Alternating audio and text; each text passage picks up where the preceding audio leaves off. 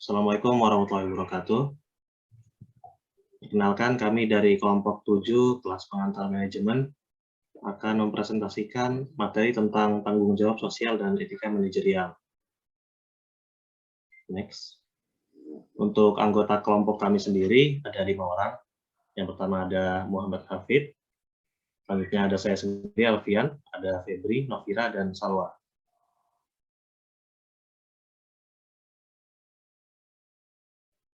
Baik, di sini saya akan menjelaskan tentang pengertian tanggung jawab sosial. Pengertian dari tanggung jawab sosial sendiri ialah merupakan upaya yang dilakukan perusahaan untuk menyeimbangkan komitmennya pada kelompok atau individu yang terdapat di lingkungan sosialnya. Menurut pandangan klasik, tanggung jawab sosial manajemen hanya untuk memaksimalkan laba atau menciptakan pengembalian keuangan dengan menjalankan bisnis sesuai dengan kepentingan terbesar pemegang saham. Next. Menurut pandangan sosial ekonomi, tanggung jawab sosial manajemen bukan hanya sekadar menghasilkan laba, tetapi juga melindungi dan meningkatkan kesejahteraan sosial. Perusahaan mempunyai tanggung jawab moral yang lebih besar dalam masalah sosial, hukum, dan politik untuk melakukan hal yang benar dan bertindak dengan cara yang baik bagi masyarakat. Next. Ada beberapa area tanggung jawab sosial. Yang pertama itu ada tanggung jawab sosial terhadap lingkungan, yang kedua itu adalah tanggung jawab sosial terhadap pelanggan, yang ketiga itu ada tanggung jawab sosial terhadap karyawan, dan yang keempat ada tanggung jawab sosial terhadap investor. Next. Lalu untuk siapakah tanggung jawab sosial itu? Yang pertama itu ada owner dan manajemen, yang kedua itu adalah employees, yang ketiga itu adalah constituent in the specific environment, yang keempat itu ada border diversity. Next. Kemudian ada argumen mengenai tanggung jawab sosial. Next. Tanggung jawab sosial ini masih sering dijadikan perdebatan oleh sebagian masyarakat. Ada beberapa masyarakat yang mendukung dan ada juga beberapa masyarakat yang menentang. Dari beberapa mendukung ini, mereka masih memiliki harapan dan ingin agar laba tersebut sebagai angka panjang, dan kemudian untuk kewajiban etis, citra masyarakat, lingkungan yang lebih baik, dan mengutamakan pencegahan daripada perbaikan.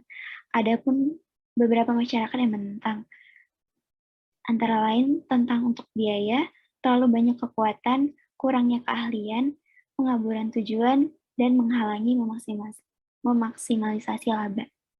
Next. Oke, selanjutnya saya akan menjelaskan tentang sustainable development atau konsep berkelanjutan.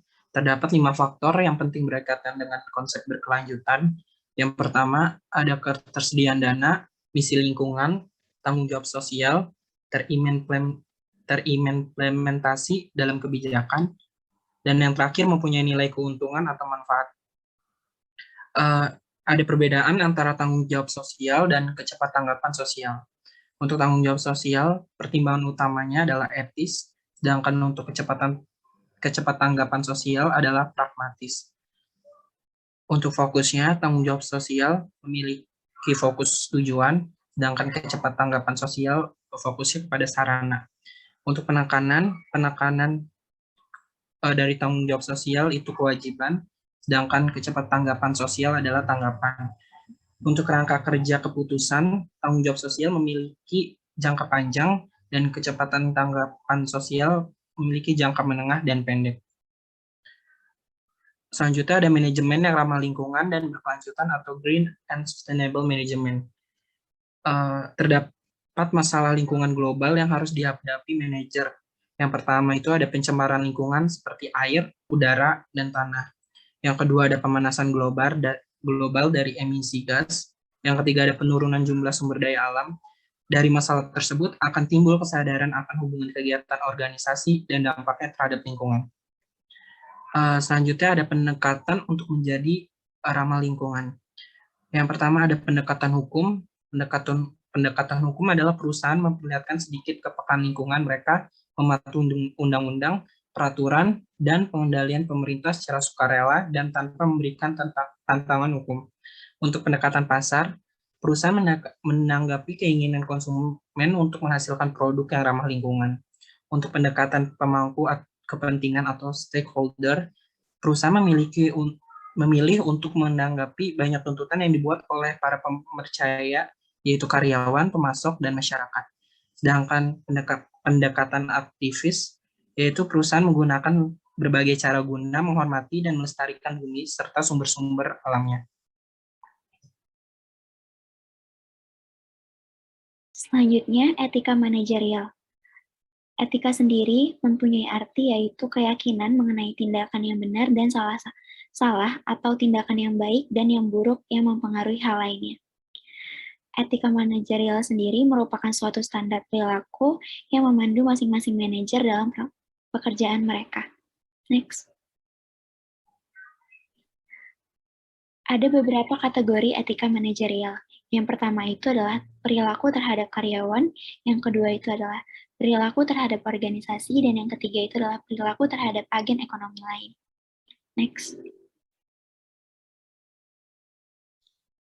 Selanjutnya terdapat beberapa faktor yang mengaruhi perilaku etis dan tidak etis. 5 faktor yang ada di sini adalah tingkat perkembangan moral, karakteristik individual, variabel struktural, budaya organisasi, dan intensitas masalah. Lanjut. Poin pertama yakni tingkat perkembangan moral yang dicetuskan oleh Kohlberg. Dalam teorinya terdapat 6 level tingkat perkembangan moral. Dengan semakin tingginya tingkatan moral, maka semakin rendah pengaruh eksternal terhadap suatu individual.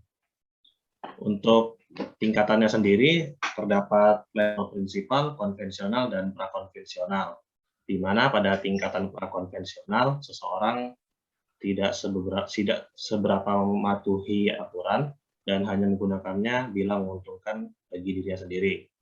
Untuk tingkatan konvensional, orang tersebut dikategorikan sebagai anak baik. Sedangkan untuk tingkatan prinsipal, orang ini terkadang menyalahi hukum yang ada demi memenuhi prinsip yang dia yakini.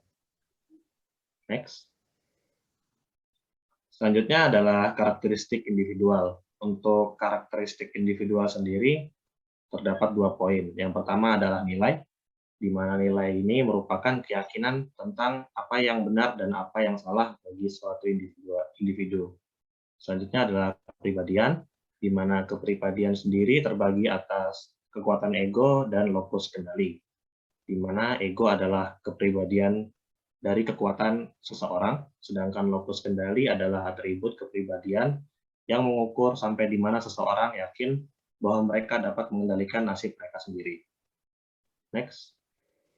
Selanjutnya adalah variabel struktural, di mana variabel struktural ini dapat memengaruhi perilaku etis melalui struktur, contohnya adalah struktur yang meminimalkan ambiguitas dan ketidakpastian dengan aturan dan regulasi formal.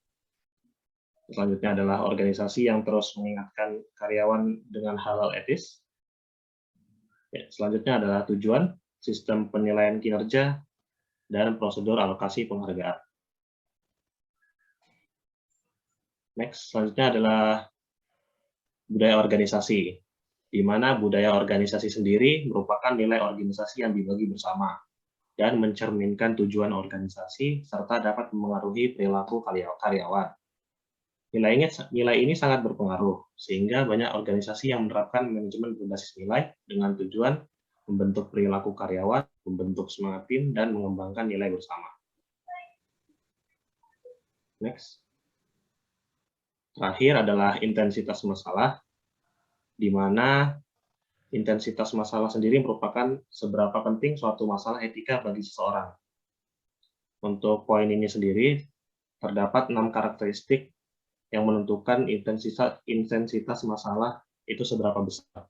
Yang pertama adalah besar kerusakan yang ditimbulkan, konsensus kesalahan, probabilitas kerusakan, kesegeraan konsekuensi, kedekatan terhadap korban, dan yang terakhir adalah konsentrasi pengaruh. Selanjutnya yaitu panduan perilaku etis dalam bisnis internasional. Di sini ada 2 poin. Yang pertama yaitu Global Compact, di mana dokumen yang diciptakan oleh PBB yang merupakan garis besar prinsip pelaksanaan bisnis. secara global di bidang hak asasi manusia, tenaga kerja, serta lingkungan dan anti korupsi. Dan Konvensi Anti Penyuapan dari Organisasi for Economic Cooperation and Development, yaitu instrumen global pertama untuk memerangi korupsi dalam kesepakatan bisnis lintas batas. Next. Selanjutnya yaitu bagaimana mendorong perilaku etis. Jadi, tidak ada jaminan untuk pasti berdampak positif, namun setidaknya berpotensi mendorong perilaku etis. Di sini ada beberapa poin. Yang pertama yaitu merekrut karyawan dengan standar etika yang tinggi, merumuskan kode etik, pelatihan etika, memimpin dengan memberi teladan, audit sosial independen, mekanisme protektif, dan tujuan pekerjaan yang realistis dan pekerjaan yang melibatkan kode etik. Next. Di sini ada beberapa poin contoh dari merumuskan kode etik. Yang pertama yaitu menjadi warga organisasi yang dapat diandalkan, tidak melawan hukum atau tidak pada tempat merugikan organisasi, dan bersikap baik kepada konsumen. Untuk memimpin dengan memberi teladan, di sini juga ada beberapa poin penting, yaitu selalu etis dan jujur setiap waktu, berkata dengan benar, dan mengakui kegagalan dan tidak mencoba menutupi. Dan yang terakhir, poin penting dari pelatihan etika yaitu dapat membuat perbedaan dalam perilaku etis, meningkatkan perhatian karyawan pada isu-isu etis dalam keputusan bisnis, dan mengklarifikasi dan menguatkan standar perilaku organisasi. Selanjutnya, saya akan menjelaskan mengenai isu tanggung jawab sosial di masa kini yang terbagi ke dalam 3 poin. Next. Poin yang pertama yaitu mengelola kegagalan moral dan kebobrokan sosial. Terdapat survei yang melibatkan lebih dari 5.000 pegawai yang membuktikan bahwa 45% pegawai pernah tertidur saat bekerja. 22% pegawai pernah menyebar kabar burung mengenai teman kerjanya. 18% pegawai pernah membolos, dan 2% pegawai pernah mengambil penghargaan atas pekerjaan orang lain. Laki-laki lebih memungkinkan untuk bertindak tidak etis daripada perempuan dalam situasi di mana kegagalan bisa membahayakan rasa maskulinitasnya. Dan perbuatan tidak etis ini tidak hanya terjadi di tempat kerja. Next. Poin yang kedua yaitu mendorong kewirausahaan sosial. Wirausahawan sosial merupakan individu atau organisasi yang mencari kesempatan untuk memajukan masyarakat dengan menggunakan pendekatan praktis, inovatif, dan berkelanjutan. Next. Dan poin yang terakhir, yaitu mempromosikan perubahan sosial yang positif. Di masa kini, semakin banyak perusahaan yang terlibat dalam aktivitas yang mempromosikan perubahan sosial yang positif. Promosi perubahan sosial yang positif ini dapat dilakukan dengan 2 cara. Yang pertama yaitu filantropi perusahaan, dan yang kedua yaitu upaya sukarela karyawan.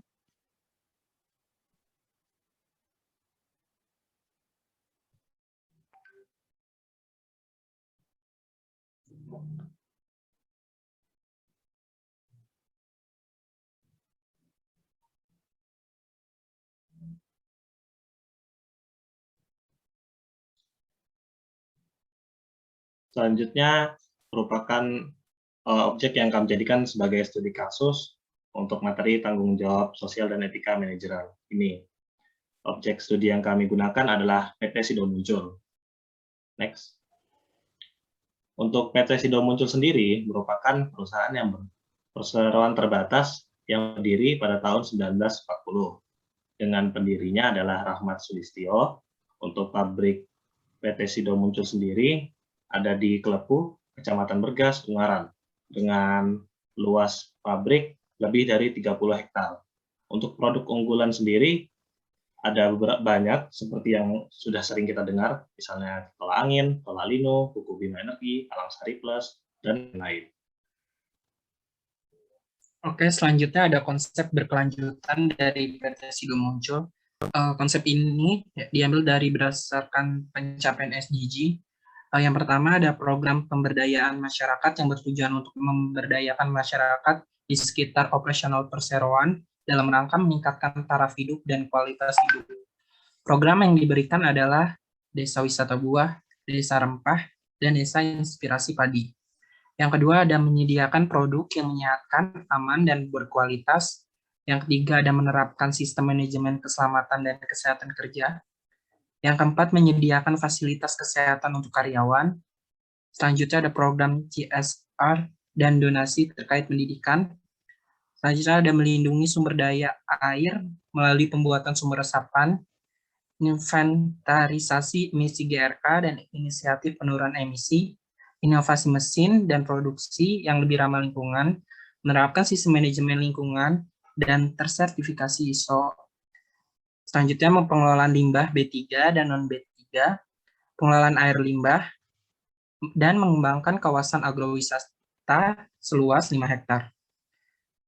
Untuk pendekatan untuk menjadi ramah lingkungan, PT Sido muncul melakukan pendekatan, yaitu ada pendekatan hukum seperti pendekatan hukum yang diberikan PT Sido muncul sesuai dengan Kode Etik Karyawan Pasal 10 yang berlandaskan dengan Peraturan Pemerintah UU Nomor 40 Tahun 2007 yang berisi dalam berinteraksi dengan masyarakat, perseroan, direksi, dan jajaran manajemen, dan seluruh karyawan turut serta memelihara lingkungan hidup yang bersih dan sehat di sekitar perusahaan. Untuk pendekatan pasar, salah satu bentuk pendekatan pasar yang dilakukan oleh PT Sido muncul adalah inovasi mesin dan proses produksi yang lebih ramah lingkungan, serta menghasilkan produk yang menyehatkan, aman, dan berkualitas. Untuk pendekatan aktivitas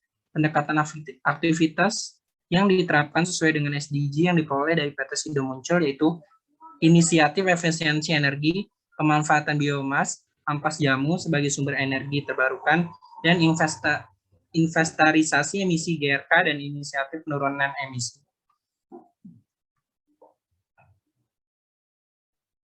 Selanjutnya, ini beberapa bentuk tanggung jawab sosial yang dilakukan oleh PT Sido muncul. Yang pertama itu adalah kepada masyarakat. Yang pertama itu ada di bidang pendidikan, di mana berupa pembangunan sarana pendidikan dan beasiswa untuk masyarakat. Yang kedua itu adalah perbaikan kesehatan, berupa pembangunan pusat kesehatan desa, pemberian suplai peralatan medis, penyedia staf medis, termasuk juga bantuan bulanan untuk memenuhi kebutuhan obat-obatan di sarana kesehatan desa. Yang ketiga itu ada pendidikan kejuruan dan pengembangan bisnis, di mana ia mendukung pembangunan dan pelatihan personil dan penggerak lainnya dari pertumbuhan ekonomi desa.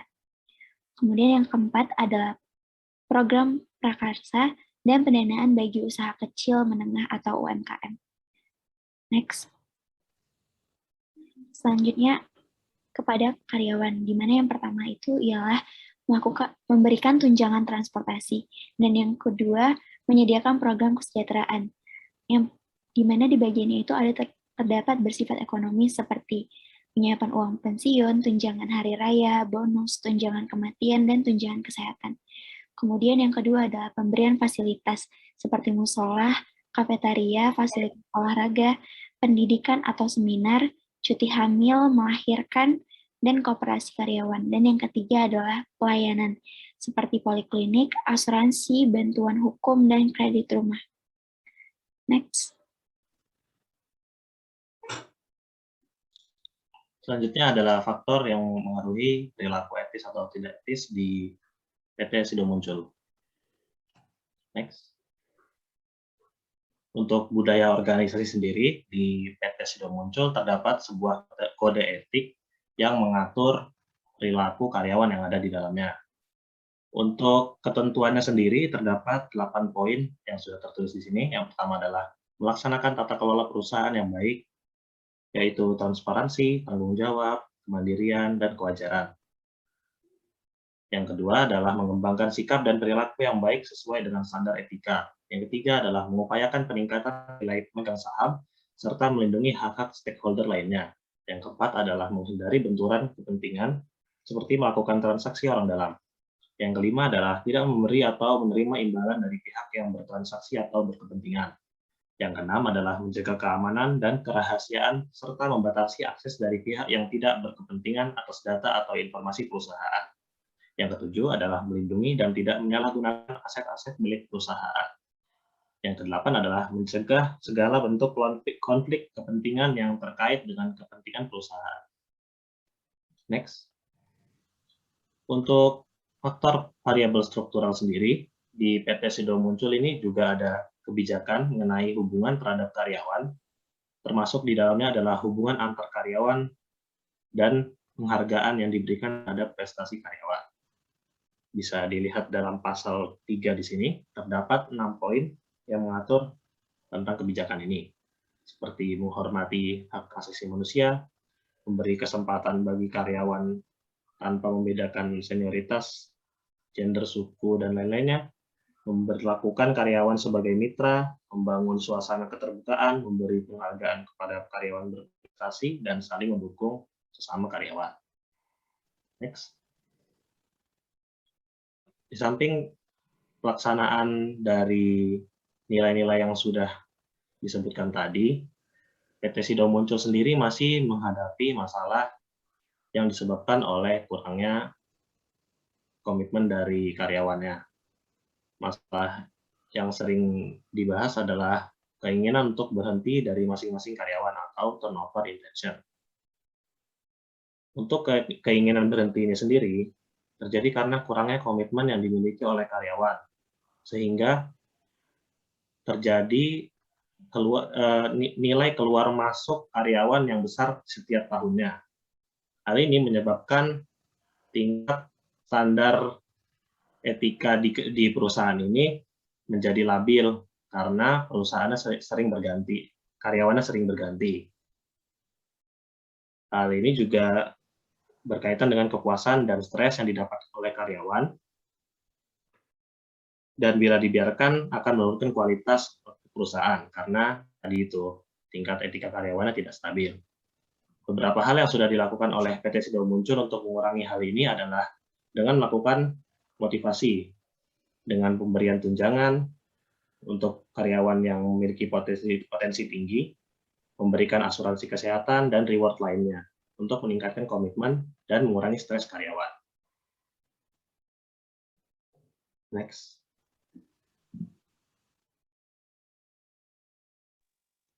Selanjutnya yaitu kendala-kendala dari pelaksanaan CSR PT Sindo Muncul. Di sini ada 2 poin utama, yaitu faktor internal dan faktor eksternal.